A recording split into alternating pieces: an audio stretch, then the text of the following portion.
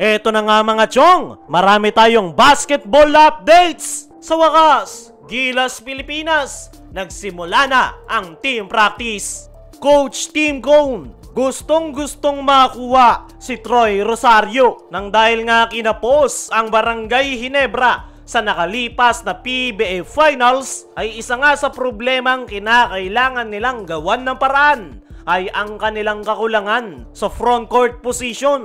Dahil gaya nga ng paulit-ulit nating sinasabi, tanging si Japet Aguilar lang yung kanilang naasahan sa ilalim. At as of now, ay si Troy Rosario ang pinakamainit ngayon na po pwedeng kuhanin ng Barangay Ginebra. At nitong mga nakaraan nga ay inilabas ni Snow Badwa na si Scotty ang nakikipag-usap ngayon kay Troy Rosario bilang kinatawan ng Barangay Ginebra. Dahil busy nga yung management, si Boss Al may ibang inaasikaso, si Coach Tim Cone naman ay nakafocus sa ating national team. At kahapon ay naglabas na naman ng pasabog itong si Snow Badwa kung saan na-interview niya si Coach Tim Cone bago pa mag-expire yung kontrata ni Troy Rosario. This is from inside this camp says he wants to play for Ginebra next. All players would like to play for Ginebra.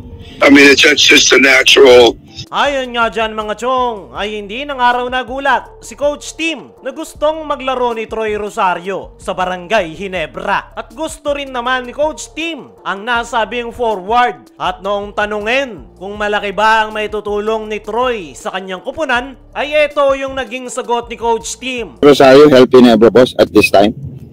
I can't say anything about that. I really could get in trouble with Commissioner's office regarding tampering. Tumanggi nga si Coach Tim na sagutin yan dahil ng mga oras na yan ay patapos pa lang yung kontrata ni Troy Rosario, kaya ayaw magsalita ni Coach Tim dahil possible na magka-problema siya sa Commissioner's office. Pero ayon nga sa mga naging sagot na yan ni Coach Tim Cone, ay very obvious na talagang gusto niyang makuha ang nasabing forward. Sa ngayon ay wala pang latest na interview kay Coach Tim patungkol kay Troy Rosario dahil busy nga ito ngayon sa ating national team. Pero kahit na ganoon ay hindi pa rin napuputol yung plano nilang pagkuha sa nasabing forward dahil si Scotty Thompson nga ang nag-aasikaso niyan para sa kanilang koponan. Mainit-init pa nga mga chong, naglabas ng pasabog si Snow Badwa kung saan tinurn down na ng Converge Fiberxers ang kanilang offer kay Troy Rosario. Matapos niyan, sinundutan pa yan ni Snow Badwa na papirma na raw si Troy Rosario sa Barangay Ginebra. Para sa akin mga chong, ay sakaling makuha ng Barangay Ginebra itong si Troy Rosario ay napakalaki ng magiging impact nito sa kanilang koponan. Unang-una, masusolusyonan nito yung naging problema ng Barangay Ginebra sa nakalipas na finals na kakulangan sa front court position. Pwedeng matulungan ni Troy Rosario si Japet Aguilar sa loob ng painted area dahil isang ang agile player itong si Troy kung saan kaya nitong makipagsabayan sa loob ng painted area at the same time ay babagay rin ito sa sistemang ginagamit ni Coach Tim Cone na triangle offense dahil ang gusto nga ni Coach Tim sa isang player ay maasahan kahit anong role pa ang kanyang ibigay. Kaya ngang maglaro ni Troy Rosario ng multiple positions, mapa-perimeter to 3-point area ay maasahan dyan ang nasabing forward. Kaya naman, malaki talaga ang may tutulong ni Troy Rosario sakaling ma-secure na ito ng Barangay Ginebra. Isa pa, hindi nila kinakailangang magpakawalan ng player dahil UFA nga si Troy Rosario, kontrata lang ang kanilang kinakailangang ibigay. Ayon naman sa ating mga trusted source, ay sa mga susunod na araw ay ilalabas na ni Troy Rosario ang kanyang desisyon kung ano nga ba talagang kuponan ang kanyang napili. At yan nga yung inaabangan ng lahat, lalong-lalo na ng Barangay Ginebra dahil ito nga yung sagot sa kanilang problema. Dumako naman tayo dito sa kabilang balita. Sa wakas, Gilas Pilipinas, nagsimula na ang team practice. Ngayong araw ay opisyal nang nagsimula ang preparation ng Gilas Pilipinas ngayong November window. Present nga ang lahat, maging yung mga injured players na sila Jamie Malonzo at itong si AJ Edu na kamakailan lang